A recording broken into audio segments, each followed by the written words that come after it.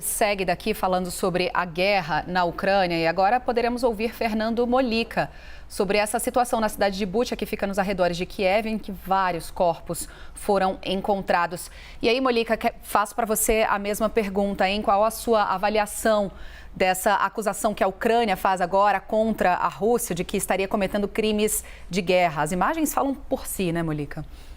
Pois é, as imagens são muito fortes, inclusive a checagem feita pela CNN Internacional de desses episódios, a gente tem aquela situação, várias pessoas, corpos jogados na rua, é mais uma situação muito grave que tem que ser apurada, tem que ser punida, e isso não pode ficar em vão. Claro, tem que se ouvir.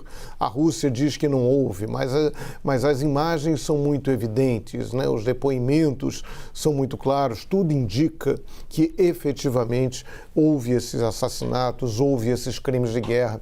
Mas é curioso, porque assim, desde criança, né, que eu tenho essa expressão crimes de guerra, ela me parece uma expressão quase redundante em muitas guerras. É claro, há guerras justas, há revoluções, há rebeliões que são justas, que são corretas, que se justificam no aspecto histórico. Mas, de um modo geral, a guerra em si já é um crime. Essa guerra é uma guerra criminosa. Nada justifica essa guerra, nada justifica essa ideia de uma invasão preventiva, essa ideia da Rússia de que a Ucrânia poderia vir a representar uma ameaça à sua soberania, uma ameaça a pessoas de origem russa que moram na Ucrânia, que estavam na Ucrânia. Essa ideia da prevenção, e tudo isso é muito delicado. Temos milhares e milhares de mortos nessa guerra. Então, sim, episódios como esses têm que ser apurados, têm que ser punidos, responsáveis não podem ficar impunes. Mas a ideia maior do crime de guerra tem que ser também discutida.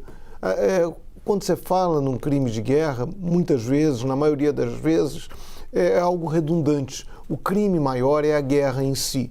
Dentro do crime maior, há crimes que chocam mais, há crimes que nos ferem mais, mas há um crime maior. Sim, é o crime de guerra, o crime da guerra. Stephanie. Muito obrigada, Fernando Molica, também pela sua opinião.